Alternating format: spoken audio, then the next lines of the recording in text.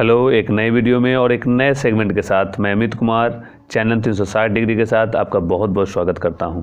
आज की वीडियो की शुरुआत करने से पहले मैं आपको बता दूं कि ये जो वीडियो है जीएस के एक ऐसे टॉपिक से संबंधित है जिस टॉपिक से हर एग्ज़ाम में एक न एक सवाल आज तक रहे ही हैं, चाहे वो यूपीएससी का एग्ज़ाम हो या फिर किसी स्टेट पीसीएस का एग्ज़ाम हो, एसएससी का हो, रेलवे का हो या किसी भी स्टेट का अगर लोकल बॉडी का एग्ज़ाम हो, जैसे बिहार एसएससी है, बिहार दरोगा है, बिहार पुलिस है या सीटेट का एग्ज़ाम है। सभी एग्ज़ाम में इससे एक न एक सवाल लगभग रहे ही रहे हैं। तो मैं बात कर रहा हूँ आज के सब्जेक्ट, आज के वीडियो की बात वो है, सब्जेक्ट है बौद्ध धर्म और जैन धर्म के बारे में। यानी आज के वीडियो में हम जानेंगे महात्मा बुद्ध और भगवान महावीर के टोटल डिटेल के बारे में, और वो भी काफ़ी कम समय में, एक ऐसे तरीके से कि आपको तुरंत वो याद आ जाए, तुरंत आपके स्मरण शक्ति में वो सेट हो जाए। तो जनरली आपने कई बार महात्मा बुद्ध महावीर को पढ़ा है, एक बार इस वीडियो को भी पढ़िए, फिर इस पर अपना कमेंट दीजिए कि कैसा ये वीडियो रहा। तो वीडियो की शुरुआत करते हैं। तो सबसे पहले मैं आपको बता दूँ कि महात्मा बुद्ध और भगवान महावीर के बारे में। महात्मा बुद्ध जो थे वो बौद्ध धर्म के संस्थापक और प्रवर्तक भी रहे हैं। वहीं पर देखें तो भगवान महावीर जो हैं वो जैन धर्म के वास्तविक संस्थापक और प्रवर्तक उनको कह सकते हैं।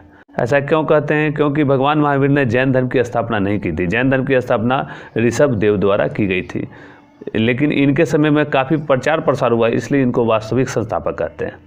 अगले पॉइंट की बात करें तो महात्मा बुद्ध के बारे में, तो ये अपने बौद्ध धर्म के प्रथम और अंतिम प्रवर्तक हुए, यानी यही शुरुआत की और इनके बाद कोई दूसरा प्रवर्तक नहीं हुआ। जैन धर्म की बात करें या भगवान महावीर की बात करें तो वो जैन धर्म के 24वें अंतिम तीर्थंकर हुए। महात्मा बुद्ध के बचपन के नाम की बात करें तो इनके बचपन का नाम सिद्धार्थ था और महावीर के बचपन का नाम वर्धमान था। तो इनका सिद्धार्थ बचपन का, महात्मा बुद्ध का, और महावीर का वर्धमान। कि दोनों महापुरुष के अगर जन्म की बात करें, महात्मा बुद्ध के जन्म की बात करें तो इनका जन्म 563 बीसी में ईस्वी पूर्व में कपिलवस्तु में, नेपाल के कपिलवस्तु के लुम्बिनी में हुआ था। जबकि महावीर का जन्म की बात करें तो 540 बीसी में वैशाली के कुंडग्राम में हुआ था, वैशाली बिहार में स्थित है।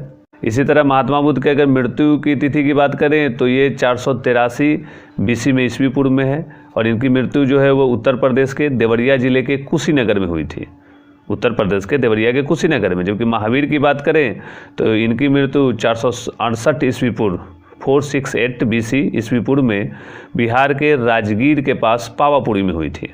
ठीक है, और इस तरह देखें तो महात्मा बुद्ध की कुल आयु, कुल जीवन काल जो उनका है वो 80 वर्ष होता है, यानी 563 बीसी से लेकर 483 बीसी के बीच में अगर हम देखें तो 80 साल का उनका आयु काल रहा। भगवान महावीर के आयु काल की बात करें तो 540 बीसी से 468 बीसी, यानी लगभग 72 साल उनका आयु काल रहा भगवान महावीर का। महात्मा बुद्ध के पिता का नाम सुधोधन था, जो शाक्य गण के थे, और आपको बताइए कि नेपाल के कपिलवस्तु के वो शासक भी थे। सुधोधन महात्मा बुद्ध के जो पिताजी थे, शाक्य गण से बिलोंग करते थे। महावीर के पिता का नाम सिद्धार्थ था। यहाँ देखने वाली बात है कि महावीर के पिता का नाम सिद्धार्थ है, जबकि महात्मा बुद्ध के बचपन का नाम सिद्धार्थ था, तो कन्फ्यूज नहीं होना है। और जो महावीर के पिता सिद्धार्थ थे वे ज्ञात्रिक कुल से थे और उनका वजी संघ से वो संबंधित थे। माता की बात करें तो महात्मा बुद्ध की माता माया देवी थी, कोलीय गणराज्य से वो संबंधित थी, जबकि महावीर की माता त्रिशला थी जो लिच्छवी वंश से संबंधित थी। लिच्छवी वंश से आप काफ़ी अच्छी तरह परिचित हैं। महात्मा बुद्ध की पत्नी का नाम यशोधरा था, जबकि महावीर की पत्नी का नाम यशोदा था। अगर पत्नी के नाम में काफ़ी समानता लग रहा है, यशोधरा और यशोदा नहीं याद रहे तो ये याद रखिए कि महात्मा बुद्ध 2 अक्षर है, तो 2 अक्षर जिनका है उनकी पत्नी का नाम बड़ा, यानी यशोधरा 4 अक्षर का। अब महावीर बड़ा नाम है यानी 4 अक्षर का, तो उनकी पत्नी का नाम छोटा, यानी छोटे नाम के जो है उनकी पत्नी का नाम बड़ा, जिनका खुद का नाम बड़ा है उसकी पत्नी का नाम छोटा, यानी यशोधरा और यशोदा। इस तरह हो गया कि बुद्ध की पत्नी यशोधरा 2 नाम का 4 अक्षर, और महावीर 4 नाम तो 3 अक्षर यशोदा। महात्मा बुद्ध के कुल संतान एक थे जो पुत्र थे, जिनका नाम राहुल था। और महावीर की बात करें तो उनकी भी कुल संतान की संख्या 1 थी और वो पुत्री थी अनुजा प्रियदर्शनी, यानी महात्मा बुद्ध के 1 पुत्र और महावीर की 1 पुत्री, राहुल और अनुजा प्रियदर्शनी। महात्मा बुद्ध ने लगभग 29 वर्ष की अवस्था में अपने घर को त्यागा था संन्यास ग्रहण करने के लिए। 29 वर्ष की अवस्था में उन्होंने गृह त्याग किया था, जबकि महावीर के गृह त्याग की बात करें तो उन्होंने 30 वर्ष की अवस्था में गृह त्याग किया था। महावीर ने अपने बड़े भाई नंदीवर्धन की आज्ञा लेकर गृह त्याग किया था। नंदीवर्धन बड़े भाई की आज्ञा लेकर इन्होंने गृह त्याग किया 30 वर्ष की अवस्था में। 29 वर्ष की अवस्था में बुद्ध द्वारा जब गृह त्याग किया गया, उसके बाद उन्होंने 6 वर्ष तक तपस्या की, और महावीर द्वारा 30 वर्ष की अवस्था में गृह त्याग करने के बाद 12 वर्ष तक तपस्या महावीर द्वारा किया गया। इस तरह देखें तो महात्मा बुद्ध को 29 और 35 वर्ष की अवस्था में ज्ञान प्राप्त हुआ। कितना वर्ष की अवस्था में? 35 वर्ष की अवस्था में बुद्ध को, जबकि महावीर जो हैं उनको ज्ञान प्राप्ति 42 वर्ष की अवस्था में हुआ है। 29 वर्ष में गृह त्याग महात्मा बुद्ध का, 6 साल तपस्या, 35 वर्ष में ज्ञान। महावीर की बात करें तो 30 में गृह त्याग, 12 वर्ष की तपस्या, 42 में ज्ञान प्राप्त। महात्मा बुद्ध को जो है ज्ञान प्राप्त बोध गया में हुआ, और महावीर को ज्ञान प्राप्त जिरिम्बिक ग्राम में हुआ। बोध गया में बुद्ध को और जिरिम्बिक ग्राम में महावीर को। महात्मा बुद्ध को है निरंजना यानी फल्गु नदी के कारण ज्ञान प्राप्त हुआ, कहीं कहीं पे इसे पुनपुन नदी भी लिखते हैं। और महावीर को ऋजुपालिका नदी के किनारे ज्ञान प्राप्त हुआ। वृक्ष की बात करें तो महात्मा बुद्ध को पीपल के वृक्ष के नीचे ज्ञान प्राप्त हुआ, और महावीर की बात करें तो इन्हें साल वृक्ष के नीचे ज्ञान प्राप्त हुआ। साल के वृक्ष के नीचे महावीर को और पीपल के वृक्ष के नीचे महात्मा बुद्ध को। जब ज्ञान प्राप्त हो गया सिद्धार्थ को, तो उनका नाम ज्ञान प्राप्ति के बाद बुद्ध हो गया। बुद्ध यानी जिसे बोध की प्राप्ति हो जाए, ज्ञान की प्राप्ति हो, जिसे बुद्ध कहते हैं, तो उनका नाम बुद्ध कहलाया। और महावीर जो वर्धमान थे उनको ज्ञान प्राप्ति हुआ तो उन्हें लोगों ने जिन कहा। जिन मतलब विजेता। अहर्त भी कहा गया यानी जो पूजने योग्य है। निर्ग्रंथ भी कहा गया जो बंधनहीन हो गए। इस तरह ज्ञान प्राप्ति के बाद महावीर को जिन, अहर्त और निर्ग्रंथ कहा गया, जबकि महात्मा बुद्ध को सिद्धार्थ को बुद्ध के नाम से जाना गया। एक चीज़ है कि बीपीएससी में एक बार सवाल पूछा था कि त्रिरत्न किससे संबंधित है, तो उस समय कई लोगों ने बौद्ध धर्म माना, कई लोगों ने जैन धर्म माना था। बीपीएससी में ये सवाल पूछा गया था। तो ये मैं आपको बता दूं कि त्रिरत्न जो है बौद्ध धर्म से भी संबंधित है और जैन धर्म से भी संबंधित है। ये आपको बता दूं कि बौद्ध धर्म में त्रिरत्न जो है वो 3 है, बुद्ध, धम्म और संघ। बुद्ध, धम्म और संघ। जबकि जैन धर्म में त्रिरत्न की बात करें तो ये भी 3 ही है, सम्यक दर्शन, सम्यक ज्ञान और सम्यक आचरण। जैन धर्म के हो गए त्रिरत्न, सम्यक दर्शन, सम्यक ज्ञान और सम्यक आचरण। दोनों में 3-3 है, बट नाम अलग अलग है। अब महात्मा बुद्ध ने अपने उपदेश की भाषा पाली चुनी। जैन की भाषा थी काफ़ी लोकप्रिय, लोक बोलचाल की भाषा थी, ताकि लोग आसानी से उनके उपदेश को समझ सके, फॉलो कर सके, तो उन्होंने पाली में अपना उपदेश दिया। उसी तरह महावीर ने भी संस्कृत या अन्य भाषाओं की अपेक्षा प्राकृत भाषा को यानी अर्धमागधी भाषा को अपने उपदेश की भाषा चुनी, ताकि लोगों को काफ़ी अच्छे से वो समझ में आ जाए। तो बौद्ध धर्म के उपदेश की भाषा पाली और जैन धर्म की प्राकृत या अर्धमागधी। बौद्ध धर्म के कुछ महत्वपूर्ण अगर पुस्तक की बात करें तो त्रिपिटक है, जातक कथा है। जातक कथा में बौद्ध धर्म महात्मा बुद्ध के बचपन की कहानी है। त्रिपिटक 3 प्रकार के होते हैं, सूत पिटक, विनय पिटक, अभिधम पिटक। और जैन धर्म के कुछ पुस्तक की बात करें तो कल्प सूत्र है, आगम है, भगवती सूत्र है। इस तरह ये दोनों धर्म के पुस्तक हैं। कुछ अंतर हम लोगों ने देखा तो कुछ समानताएं भी हैं। जैसे बौद्ध धर्म भी अनिश्वरवादी है और जैन धर्म भी अनिश्वरवादी है, यानी दोनों धर्म ईश्वर को नहीं मानता, ईश्वर की मान्यता नहीं है, न बौद्ध धर्म में न जैन धर्म में। दोनों धर्म में पुनर्जन्म की मानता है। बौद्ध धर्म भी पुनर्जन्म को मानता है और जैन धर्म भी पुनर्जन्म को मानता है। तो अनिश्वरवादी और पुनर्जन्म ये दोनों धर्म में समानता हम लोगों ने देखा। इसी तरह बौद्ध धर्म में देखें तो बौद्ध धर्म में अहिंसा दोनों में है। बौद्ध और जैन धर्म दोनों में अहिंसा है, लेकिन बौद्ध धर्म का अहिंसा जो है वो व्यवहारिक रूप है। बहुत कठोर अहिंसा का पालन बौद्ध धर्म नहीं करता। जबकि जैन धर्म की बात करें तो यह अहिंसा के आदर्श रूप की बात करता है, यानी बहुत कठोर अहिंसा के नियम का पालन जैन धर्म में किया जाता है। अब इसी से आप अंदाज़ा लगा सकते हैं कि अहिंसा न हो इसलिए रात में भोजन पर मनाही है, अंधेरे में भोजन पर मनाही है, रात में चलने फिरने पर मनाही है। क्यों? क्योंकि रात में चलने पर हो सकता है पैर से कोई कीड़ा मकोड़ा दब जाए।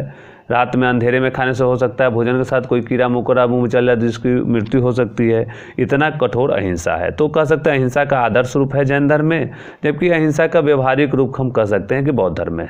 अब बात करते हैं बौद्ध संगति और जैन संगति का। कई बार बीपीएससी, यूपीएससी, यूपीपीएससी, कई सारे एग्जामों में ये पूछा गया है। तो बौद्ध संगति कुल अभी तक 4 हुए हैं और जैन संगति कुल 2 हुए हैं। बौद्ध संगति 4 की बात करें तो सबसे पहला राजगिरी, जिसको राजगीर भी कहते हैं, वैशाली, पाटलिपुत्र और कुंडलवन। राजगीर, वैशाली, पाटलिपुत्र और कुंडलवन।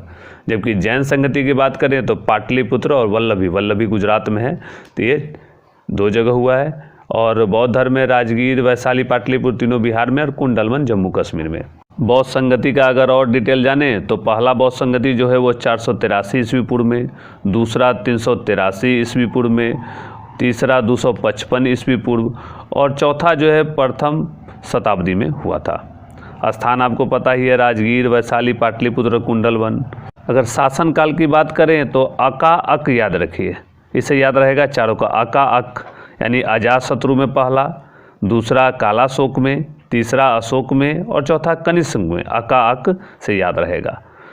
अध्यक्ष की बात करें तो पहले में थे महाकश्यप, दूसरे संगति में सवाकामी, तीसरे संगति में मोगलीपुत्र, चौथे में वसुमित्र थे। जैन संगति की बात करें तो पाटलिपुत्र वल्लभी गुजरात में हुआ ही। डेट की बात करें तो पहला 300 ईस्वी पूर्व में और दूसरा 6ठी शताब्दी में हुआ था। अध्यक्ष की बात करें तो पहले में स्थूलभद्र अध्यक्ष थे और दूसरे में क्षमाश्रवण अध्यक्ष थे। और अब बता दूं आपको कि बौद्ध धर्म जो है आगे चलकर 2 भागों में बट गया है, जिसे हम लोग हीनयान और महायान कहते हैं। और ये हीनयान महायान कब बटा, तो ये चौथे बौद्ध संगति के बाद, जो चौथा बौद्ध संगति कुंडलवन कश्मीर में हो गया, कनिष्क के शासनकाल में अध्यक्ष वसुमित्र थे और उपाध्यक्ष सुघोष थे। उसके बाद यह हीनयान और महायान में 2 भागों में बट गया। जबकि जैन धर्म की बात करें तो जैन धर्म अपने पहले ही संगति के बाद, अपने पहले ही जैन संगति के बाद 2 भागों में बट गया, श्वेतांबर और दिगंबर, 2 पार्टों में। अब दोनों धर्म की बात करें तो बौद्ध धर्म में आत्मा की मान्यता नहीं है। आत्मा की मान्यता बौद्ध धर्म नहीं देता है, जबकि जैन धर्म में आत्मा की मान्यता है। ये बहुत बड़ा अंतर है दोनों में। आत्मा की मान्यता बौद्ध धर्म में नहीं है, जैन धर्म में है। एक और बता दूं कि वैशाख पूर्णिमा का बौद्ध धर्म में बहुत महत्व है। इसे बुद्ध पूर्णिमा भी कहते हैं।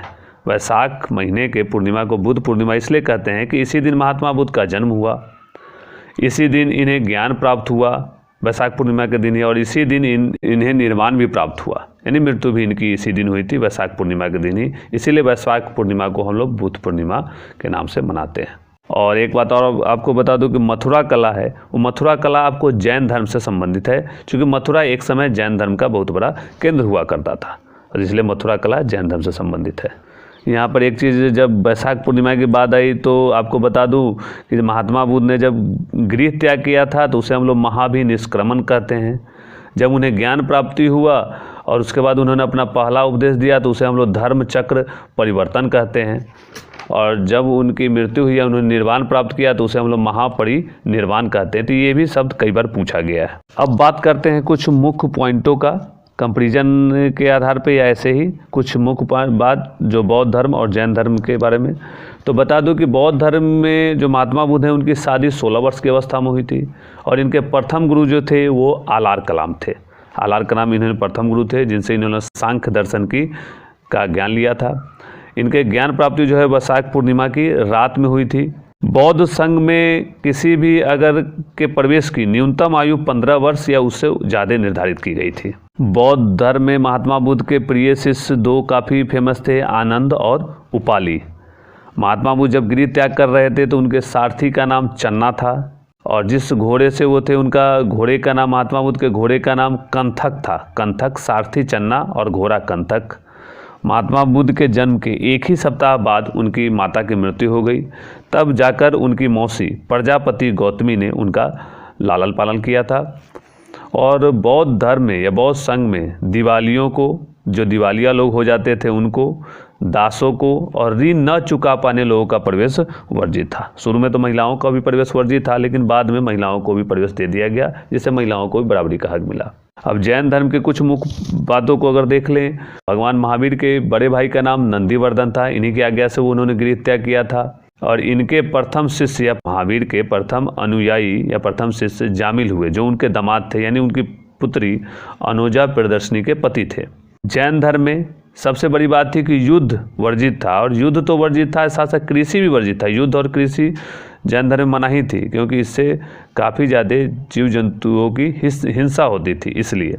और आपको बताए थे कि प्रथम संगति में ही, जैन संगति में ही 2 भागों में बट गया था जैन धर्म, श्वेतांबर और दिगंबर में। 24 तीर्थंकर जो हुए कुल जैन धर्म में, उसमें सबका अपना अपना प्रतीक होता था।